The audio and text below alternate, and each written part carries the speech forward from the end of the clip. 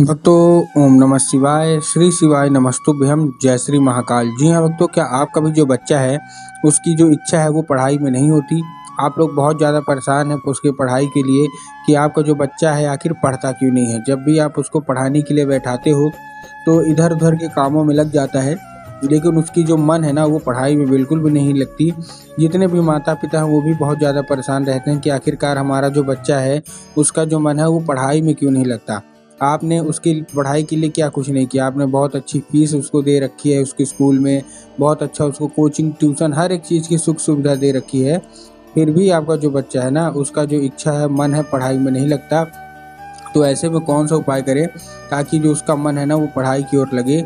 आज की इस वीडियो के माध्यम से हम आपको बताने वाले हैं कि आपको करना क्या है। पूरा का पूरा उपाय ध्यान से सुनिएगा, अच्छे से करिएगा। अगर आपने आज का ये उपाय ध्यान से सुन के अच्छे से कर लिया तो अवश्य रूप से है कि आपका जो भी बच्चा है जिसका मन पढ़ाई में नहीं लगता या फिर किसी भी पढ़ाई की चीज़ में, जब स्कूल जाने में नहीं लगता, नंबर लाने में नहीं लगता, तो आपका ये उपाय पूरा का पूरा ध्यान से सुनिएगा, अच्छे से करिएगा। अगर आपने आज का ये उपाय ध्यान से सुन के अच्छे से कर लिया तो अवश्य रूप से आपका जो बच्चा है ना उसका जो मन जिसका पढ़ाई में नहीं लगता था अवश्य रूप से वो पढ़ाई करेगा ही करेगा। क्या करना है, कैसे करना है, पूरा समझाने वाला हूँ, तो उपाय पूरा ध्यान से सुनिएगा। देखिए, पूज्य गुरुदेव की जो कथा होती है, जैसे कि आपको पता होगा कि पूज्य गुरुदेव की कथा में ना लाखों की भीड़ आती है। आप सबने देखा होगा, सुना होगा, ठीक। तो अभी गुरुदेव की कथा चल रही थी, आज से 4-5 महीना पहले की बात है। गुरुदेव की कथा चल रही थी और गुरुदेव की कथा में लाखों की भीड़ आई। जब गुरुदेव की कथा में लाखों की भीड़ आई तो आपने एक चीज़ देखा होगा, गुरुदेव की जब कथा होती है तो वहाँ ज़्यादातर जो भक्त रहते हैं वो क्या करते हैं, पत्र के द्वारा, किसके द्वारा, पत्र के द्वारा अपनी मनोकामना गुरुदेव तक पहुँचाते हैं, ठीक। तो गुरुदेव की कथा चल रही थी, गुरुदेव कथा में लाखों की भीड़ आई। जब गुरुदेव कथा में लाखों की भीड़ आई तो वहाँ क्या किया, बहुत सारे लोगों ने क्या किया, पत्र के द्वारा अपनी मनोकामना गुरुदेव तक पहुँचाई। जब गुरुदेव के पास पत्र पहुँचा और गुरुदेव ने पत्र पढ़ा तो वहाँ उन्होंने देखा कि ज़्यादातर जो लोग हैं ना, जो माता पिता हैं, वो यही परेशान है कि गुरुदेव हमारा जो बच्चा है उसका मन पढ़ाई में नहीं लगता, इधर उधर के कामों में ज़रूर लगता है लेकिन पढ़ाई में बिल्कुल भी नहीं लगता, कृपया करके कोई उपाय बता दें। जब गुरुदेव ने देखा तब गुरुदेव ने 2 से 3 उपाय बताया और कहा केवल और केवल ये उपाय कर लेना, तुम्हारा जो भी बच्चा है जिसका मन पढ़ाई में नहीं लगता ना, अवश्य रूप से उसका जो मन है ना वो पढ़ाई की ओर लगेगा ही लगेगा और वो बिना बोले केवल और केवल पढ़ाई ही करेगा।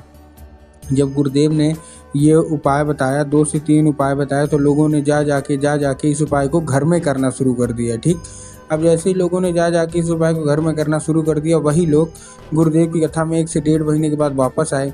और जब वो लोग गुरुदेव की कथा में वापस आए तो उन्होंने फिर से एक बार गुरुदेव को पत्र लिखा, लेकिन इस बार आप जान के हैरान हो जाओगे कि ये वाला जो पत्र था ना, ये गुरुदेव को धन्यवाद के रूप में पत्र था कि गुरुदेव धन्य हो आपका, आपके द्वारा बताया गया उपाय हमने कर लिया है, हमारी सारी की सारी जो इच्छा है, सारी की सारी मनोकामना पूरी हो गई है।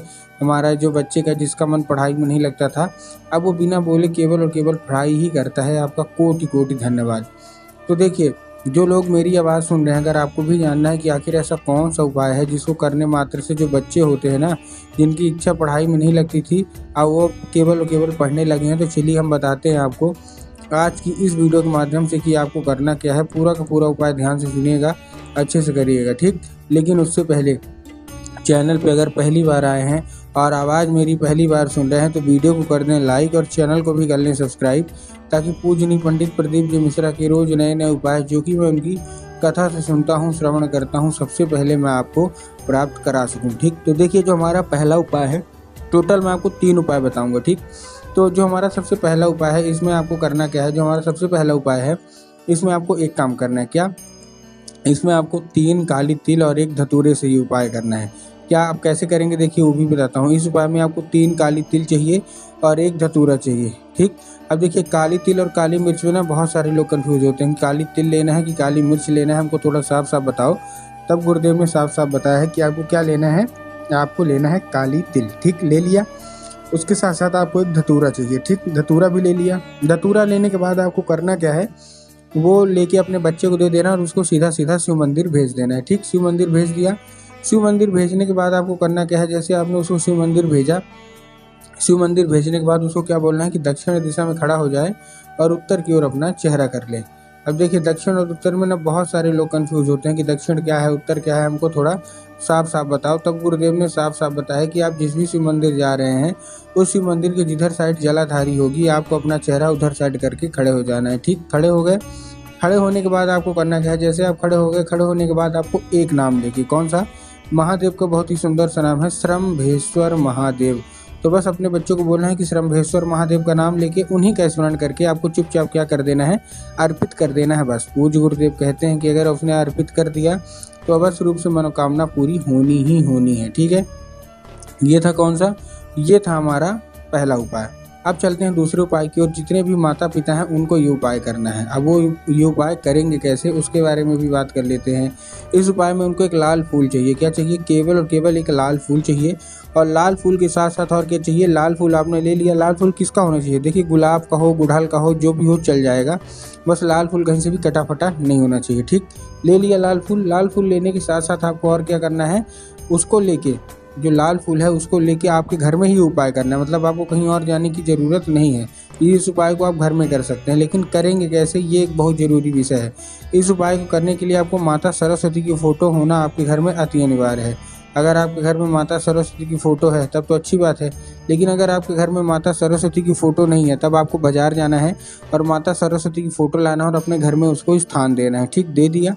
अब स्थान देने के बाद आपको करना क्या है, जैसे आपने स्थान दिया, स्थान देने के बाद शाम के वक्त जब आपके घर में पूजा पाठ होती है ना, तो शाम के वक्त वो आपको क्या करना है, वो लाल फूल माता सरस्वती को अर्पित करना है और माता से उसको औषधि के रूप में मांगना है कि माता कृपया करके हमको इसको औषधि के रूप में प्रदान करिए। हमारा जो बच्चा है उसका जो मन है ना वो पढ़ाई में बिल्कुल भी नहीं लगता। अब क्या होगा, अब वो औषधि का रूप ले लेगा। तो बस आपको करना क्या है, अब वो लाल फूल आपको उठाना है, मतलब आपने अर्पित कर दिया औषधि के रूप में। ठीक, और औषधि का रूप बना लिया। अब आप अपने काम में लग जाइए, जो भी आपका काम हो। उसी रात जब आपका बच्चा खाना पीना खा के सो जाए तो आपको क्या करना है, वही लाल फूल उठाना है और अपने बच्चे के माथे पे 2 से 3 बार फेर देना है। बस पूज्य गुरुदेव कहते हैं कि अगर आपने इतना ही कर लिया तो अवश्य रूप से आपका जो बच्चा है ना उसका मन पढ़ाई की ओर लगेगा ही लगेगा। क्यों, क्योंकि उस फूल के जरिए स्वयं माता सरस्वती उसके दिमाग में प्रवेश कर जाएंगी। ठीक है, ये था हमारा दूसरा उपाय। अब हम चलते हैं अपने तीसरे और आखिरी उपाय की ओर। अब तीसरे और आखिरी उपाय में आपको देखिए करना क्या है। इस उपाय में आपको क्या चाहिए, पान का पत्ता चाहिए और शहद चाहिए। ठीक, अब पान का पत्ता आपने ले लिया। अब आपको क्या करना है, पान के पत्ते के साथ आपको शहद का लेपन कर देना है उसी पान के पत्ते में। ठीक, जो इधर साइड चिकना साइड होता है ना, अर्पित कर देना, अपने बच्चे के हाथ में देकर उसको शिव मंदिर भेज देना है। अब आपके दिमाग में आया होगा कि जाएंगे बाबा भोलेनाथ के ऊपर अर्पित करवा देंगे, जो कि गलत है।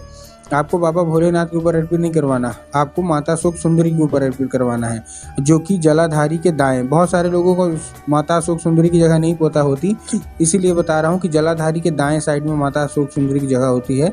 तो बस आपको माता अशोक सुंदरी की जगह पे चुपचाप अपने बच्चे के हाथों अर्पित करवाइए। 1 से 1.5 महीना करवा के देखिए, आपका बच्चा अपने आप पढ़ाई की ओर आकर्षित होगा ही होगा।